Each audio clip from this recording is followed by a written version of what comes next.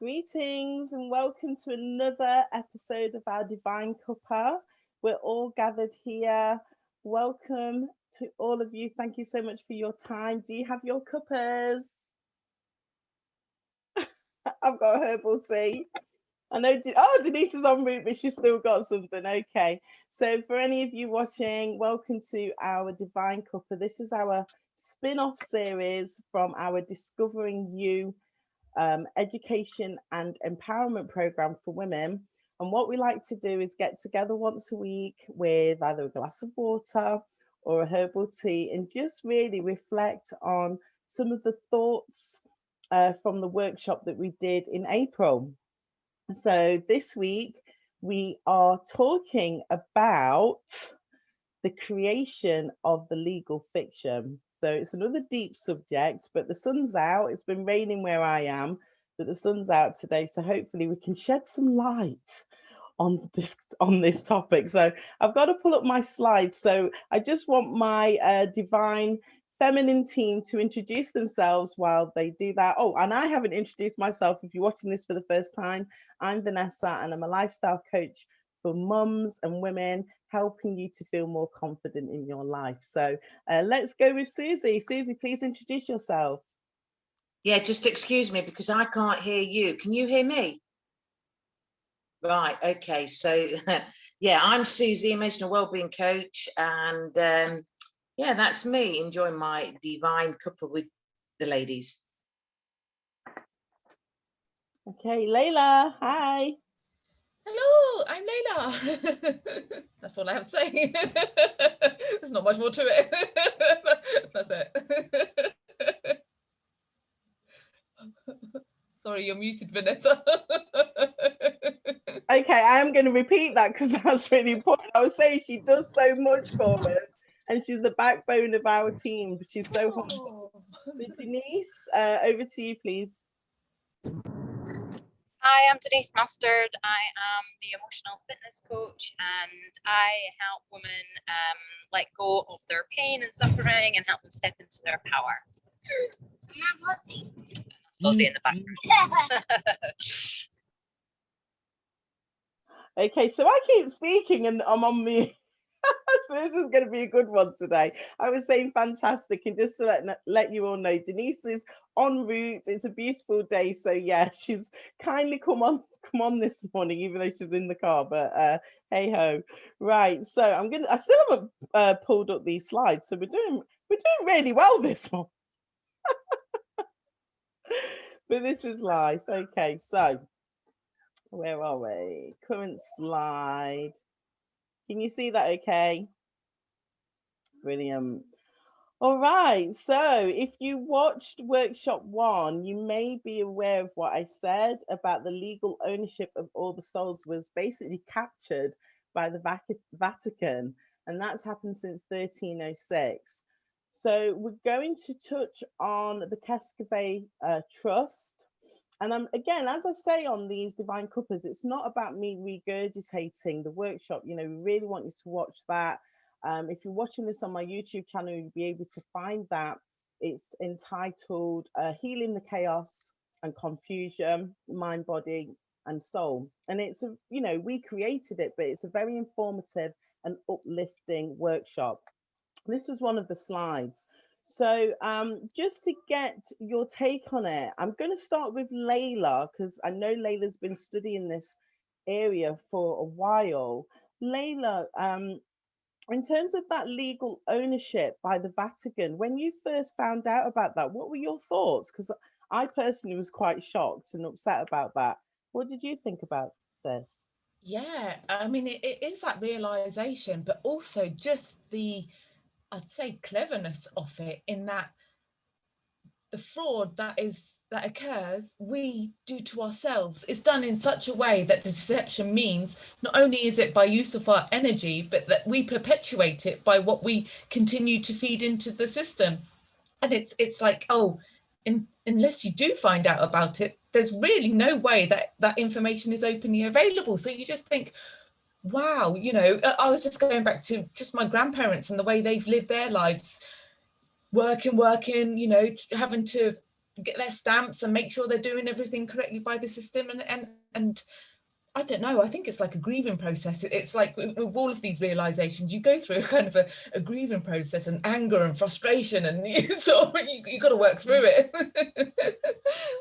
I totally agree, Layla. I mean, as I said last week, it's about freeing your mind first, and it's all in the mind. And I'm going to share a little story with you later. But let's just hear from Suzie. Suzie, I don't know if this information was new to you or if you've done any research on this. What were your thoughts? I tried to look into it, but I don't think, I mean, I can hardly hear. I don't know what's up with my phone or something, but I was trying to hear what Layla had said. And I think she's so right that how other generations have had to keep collecting stamps and whatever. And do we just accept it that it was part of life, and we're getting to a stage where we're getting loads of knowledge now, and where we can now look into things further when things really don't make sense to us anymore. Whereas years ago, they were quite restricted. We were like really, not like a prison camp, but you were regimented, weren't you? You got the information and that was it. You didn't have the resources to go and research, to go and have a look around. So that's my take on it, but I do agree with Layla. Thank you for that, Suzie. What I would say on that, just adding to what you said there, yes, we are so blessed to have the internet. And because now the body of knowledge is expanding, because we have to appreciate that this information has always been there, but mainly in the form of books, word of mouth, people passing on experience. So when I say this information, the truth, okay, and even those that have known the truth, they've used the truth to enslave us, to keep us in the position where we've been in for so many hundreds of years. So yeah, we are very blessed now to have the internet, and there is also communities forming such as ours. You know, there's so many other communities that I'm part of, that many of you may be part of already, where the information is being expanded on and shared. So we are in a very fortunate time. So let's hear from Deniz. Deniz, what were your thoughts, particularly about the Vatican basically taking legal ownership? Hey, sorry, I missed all that because I went from 4G to E. So, yeah, I just feel like what we're doing is really important in terms of teaching people how to get out of the system. I had heard that we are worth billions, each person. And so, you know, when you learn things like this and you find out the truth, it's hard to walk away from it. Something needs to be done. And I feel like it's going to take time for things to shift, but the fact that there is a shift happening is good. And I feel like with what is going on in the world, things are going to get worse before it gets better for people, because more people need to sort of realize what is happening, and I don't think that they do. So I hope that makes sense to what you said that I didn't hear. Yes, it made perfect sense, Deniz. I mean, yeah, there seems to be a different figure on how much you are worth to the system. I think it depends on your educational status, your health, different things that you may have inspired and achieved in your life. But yeah, this system, as Layla said, it's been very cleverly put together. But we are now in a position where piece by piece, if we pull away carefully and what I would say in a very constructive, structured fashion, then it's just going to collapse. And I think I read something briefly about the economy. There's already ripples in the economy now, actually showing instability, even more instability than normal. So let's have a look at this part at the bottom, which is talking about all courts operate in trust law. So trust law is something that, as a workshop series, we will be having guest speakers, knowledgeable people coming on to share that information with you in our third session. So the second workshop, which is in June, is all about enslavement and entrapment. So this discussion today is a very nice lead in to the second workshop. But this sentence here about courts operating in trust law that's based on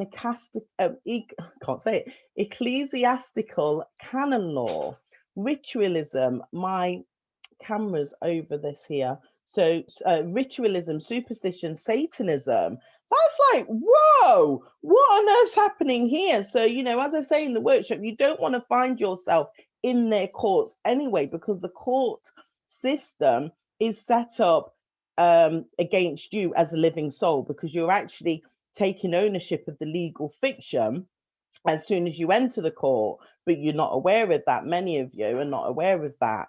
But let's just pick up on some of those words. I mean, ecclesiastical canon law. I'm going to ask Layla, because again, I know Layla's done so much research. Is this something that you could maybe share some wisdom about to the audience today, please, Layla? Not so much specifically that term, but just in the sense of the, you know, ritualism, superstition, Satanism, as in there is a whole other system which is hidden and deliberately hidden behind, you know, that which is set up. And I think one of the biggest things I learned with regards to the court structure itself is the reason that so many people feel nervous or that sort of anxiety in having to go to court or even going there, firstly because of, you know, the intentions that are put in there, but also because of the discordance that we feel in our natural body between what is presented and what is actually occurring in the background. So, you know, it hits us at an emotional level, even if things are not apparent, we can sense things. So I think that was sort of a big eye-opener for me. The other big thing with regards to that was also the symbolism. You know, there's a lot of symbols, signage, you know, they have their crowns and their emblems everywhere, and again, just the intentions that are held in that and how that operates, and the wording and how that sort of structures or is incorporated to influence the system. Again, it's sort of there's many tentacles. There certainly is, Layla, and from my comprehension, things like the robes that they're wearing, the wigs, things like that, that's all part of the symbolism.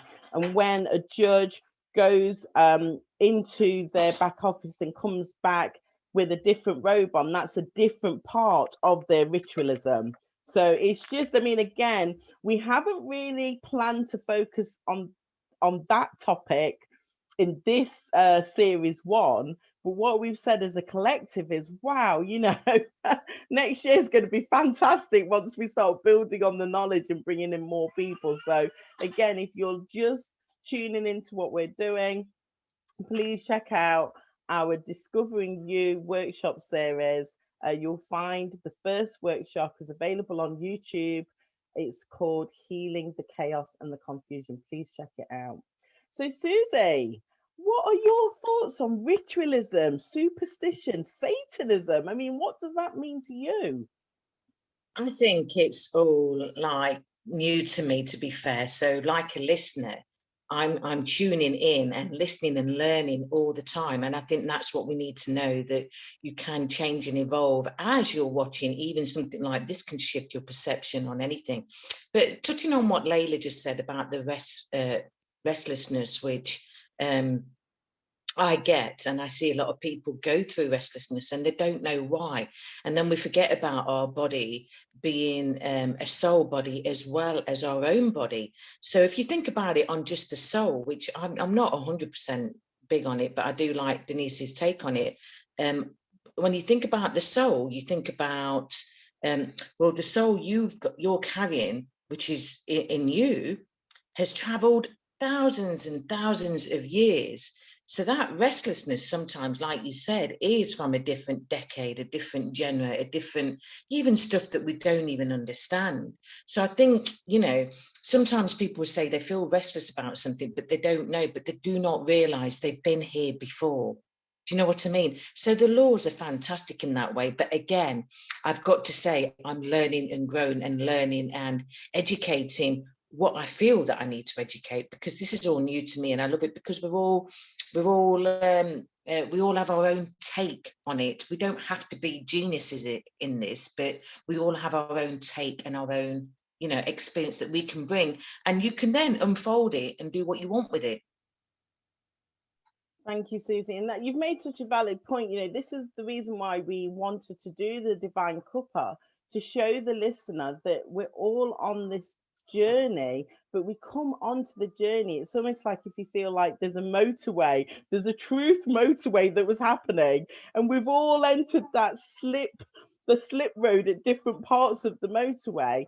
And it doesn't mean that those in front are not willing to stop at the lay-by and kind of share their knowledge. And this is how I see it. So what we're trying to encourage, and this is what I love about the movement within itself, is there's so many different avenues for people to not be overwhelmed by the information, but get what they need at that particular part of their journey.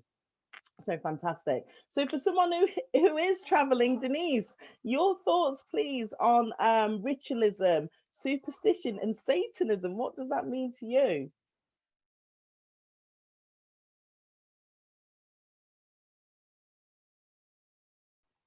Hopefully she's not frozen. Oh, can you hear me, Deniz? Oh, she can hear me. Yeah, no, it's really cutting in and out. I don't know if you're. It is a little bit choppy, Dee. So hear me, but I it's a bit choppy. Deniz, I'm going to move on because you are breaking up. Snippets of what Susie was saying, and I guess I think if you're starting on this, and if to your soul, to yourself, We can't hear her. for the whole concept of being a soul is something that Layla, is a bit choppy. Yeah, Layla, do you mind just typing her a message in the chat to let her know that we can't really hear her properly? Sorry, I think it should be better now, the road's opening. But I was just saying, if you are new, because Still breaking up, Day.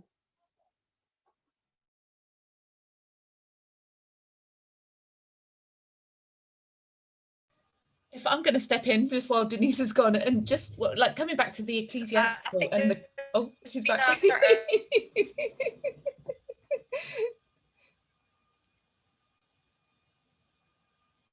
No, I'll go ahead.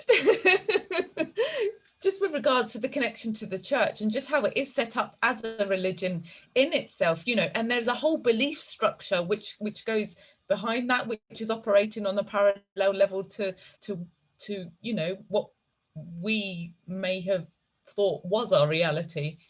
Again, it sort of brings in other layers to it, and just the way that the knowledge is used in both a literal and a symbolic or you know, sort of spiritual sense. So even with the layer of the court, there's different layers or different planes that people are operating on, and like you said, with the robing and the clothing, but not just within the court system, it's perpetuated throughout society in itself, with even corporations, which are essentially the same sort of structures. So it hits us from all sides, really.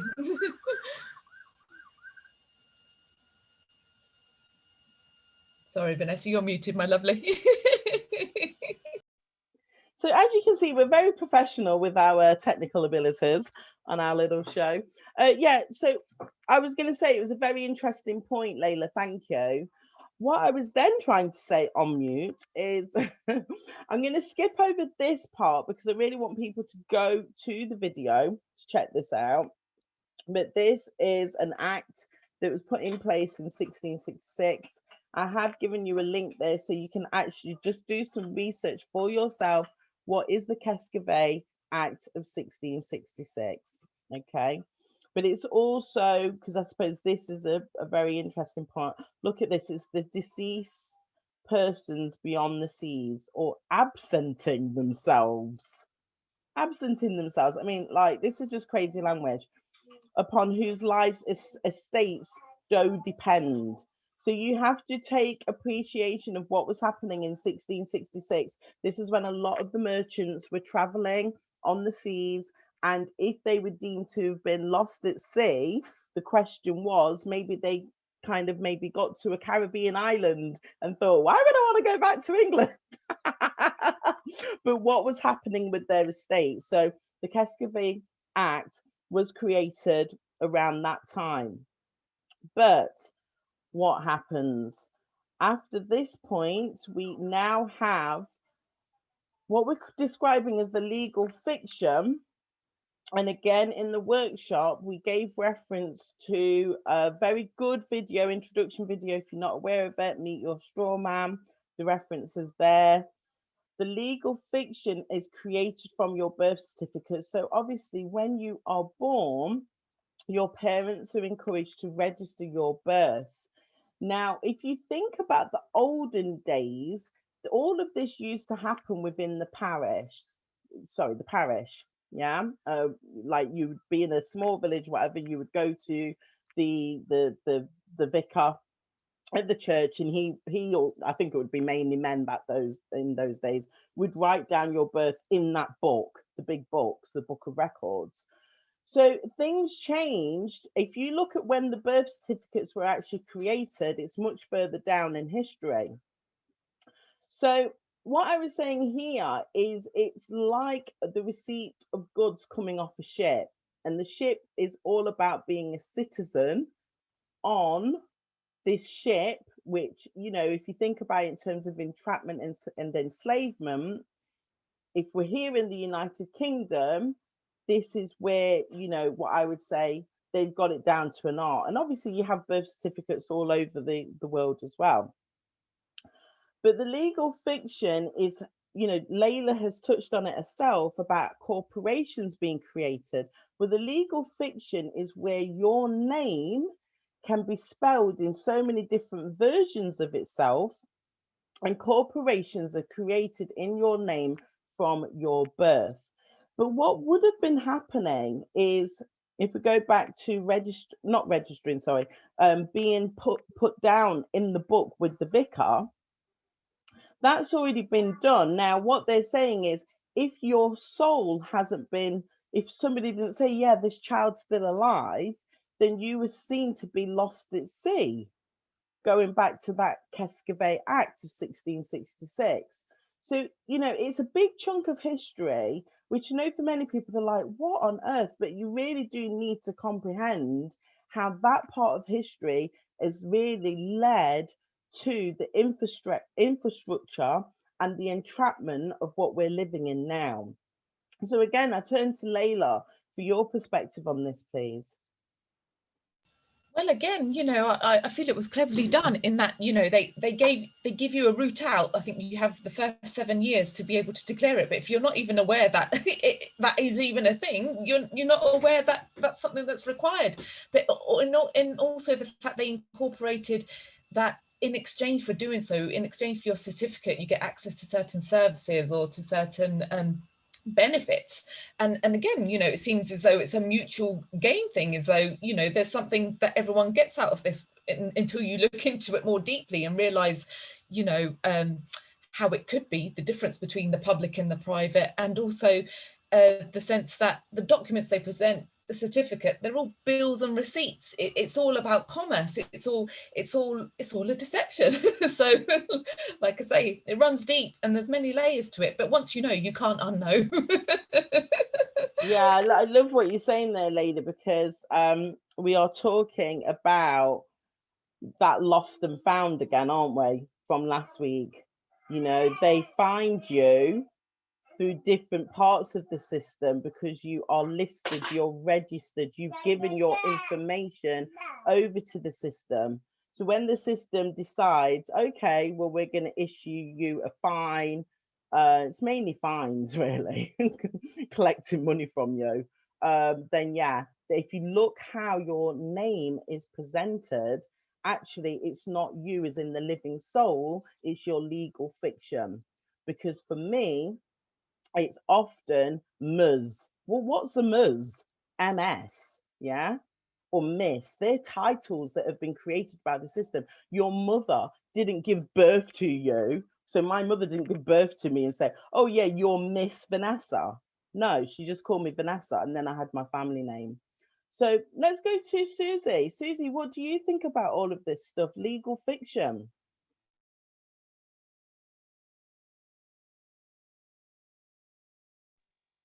Again, I think we have to be mindful of how, you know, when you speak about it, do people want to go into the soul journey and look into the soul a bit more? You know, what's being called for anybody to do? Because in our reality, this has been going on for lifetimes. It's like that conditioning that, you know, you're not even your name really. We come on and we take on all these parts of our life, but it's not us. It's not us. It's not the true you.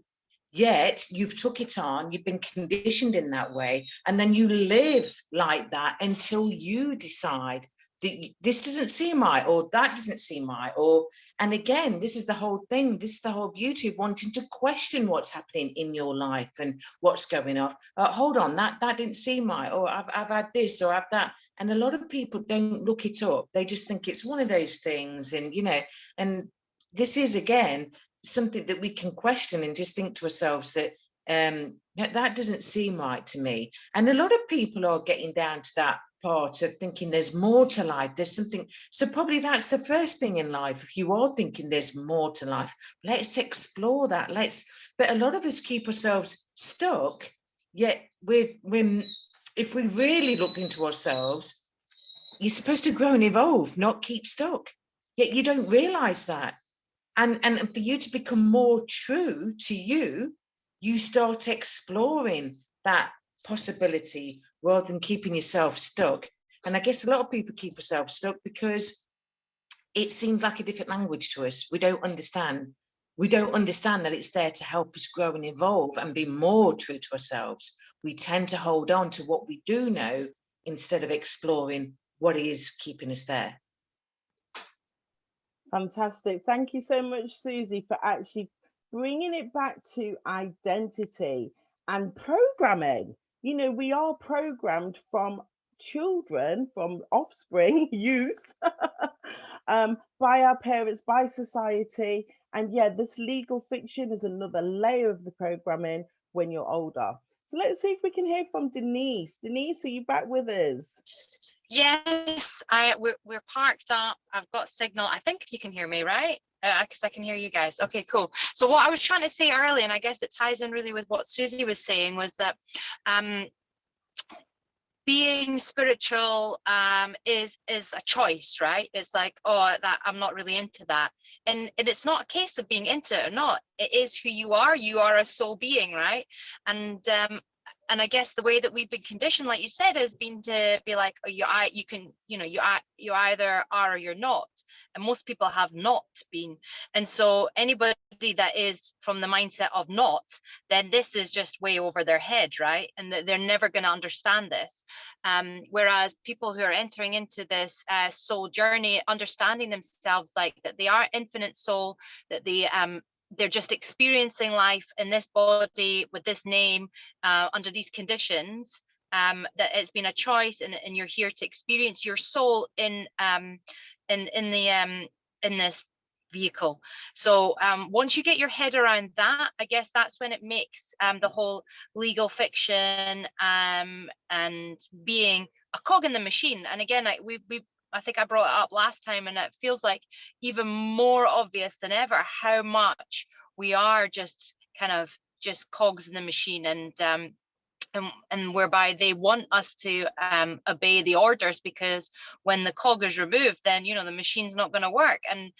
And this is where I guess our motivation is, well, we don't want this machine to work anymore because it's not serving us. We don't want to serve this machine. We're not here just to pay bills. We're not here just to experience life how they tell us. We are here as free soul beings looking to choose what we experience. And when we enter into this, then we're not choosing, we are just following. And I guess, like Layla said, once you create awareness to that, you can can't unbe aware. Whatever the term may be, but you can't reverse that sense of it. So I guess what for us now, and it's going to take a while, right? Because for us, we have to understand where we fit, where we are, so it is very much, it's a learning process for us, because as much as you learn all these things, implement it, but being able to create a community so that we can do it together is really important, because I guess in essence, we're trying to create another machine, but one that everyone's like a piston individually working versus having to be an integral part. But at the same time, we're working towards a greater good. There's the purpose is to work for something better, not for something. I hope that makes sense. That was brilliant. Thank you so much, Denise. I really love what you said there, because it's about recognizing in the first instance that you are a spiritual being having a human experience. So I love that. So just to end this conversation for this week, I was telling you I was going to share a story with you. It's a very, very short story.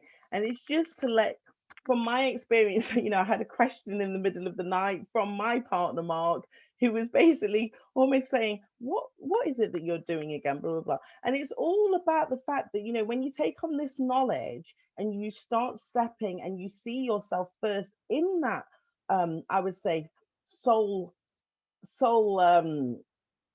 description first, and then think about all of this stuff afterwards, you can walk with conviction. So all I said to him is, look, you really just need to start looking at information that I'm looking at, and then the decisions that I'm making, going back to what Denise is saying, the choices that I'm making for my life, which, it does have an impact on him in certain regards. So it's right to question these things, but it's all about the knowledge. So all I would say to anyone who's listening to this, please think about the information that we've presented here. Check out the links, do your research. There is information out there. Our workshop on the 12th of June is called Entrapment and Enslavement. So we're really going to have our guest speakers go through this entrapment. So we've just touched on this legal fiction, but that workshop's really going to talk to you about how it really happens, every stage. It's very carefully planned, as Layla said, and you'll be surprised. It literally happens right in that labor suite. So I'm going to end it here. Thank you so much to my divine feminine soul sisters for coming on today's call. If you just wanted to leave our audience with some final thoughts, and then we will say goodbye. Layla. Just be you. Like on this journey, there's information overwhelm that comes in a lot of the time, and it can be confusing, it can bring chaos on that, but all we're really trying to do is come back to your core, to come back to that playfulness, to come back to that joy, of the essence of who you are. So whilst it is a process, make sure to enjoy it along the way. Suzie? And I just want to say that if all of this sounds a bit alien, don't be afraid to get in touch. Because sometimes you might use a word like soul journey. What are they on about? Don't be afraid to ask. Don't be afraid just to say, you mentioned this and such, I was getting it somewhere, or I had a hunch about it, or when you get a hunch, it means for you to explore it, so don't be afraid to explore, because this is all new to me as well, because I just go by my day each day, but things come across now. And, when you collaborate as well, it makes a huge difference, and it could make a huge difference for you. But stay safe and know that everything's okay, and question. Don't be afraid to question. Thank you, Suzie. And Denise, final thoughts, please. Yeah, I think you don't have to action it. There is no need, when you have all this information, you don't have to action it. Just do it when you're ready to do it. I think that's important, right? And as Suzie touched on, the soul journey, look at it as a fitness journey, right? You don't just run a marathon. You build, you learn about things, you start walking, then you start doing some stretches. So everything has a process, everything has its own timing. So at the moment, if you're just new to this, then just take it in and just explore and see where it takes you, right? So just go with what feels more interesting, what feels easier for you, because not everyone's going to find specific things easier. So everyone's got their, and just navigate your way through that. But sometimes it's just easier just to sit back and just be like, oh, okay, I understand. But it's still like Susie said, for me, this is new as well. So I feel like I have to take on all the information before I can really act, right? And then you can really act with confidence, and really start taking those first steps to actually being a free sovereign being. And that's that's my motivation, because just because I'm Scottish doesn't, well, maybe because I am. Freedom is really important. Fantastic. But Okay, so we'll leave it there. So next week we are talking about money is your bond. So this is another stage. I love the way how Layla's been telling us that this system's been cleverly put together. So let's explore the role of money next time. So wherever you are in the world, have a wonderful day. And to my Divine Soul Sisters, thank you so much. Stay safe. Love you all, and I'll speak to you soon. Bye. Bye-bye.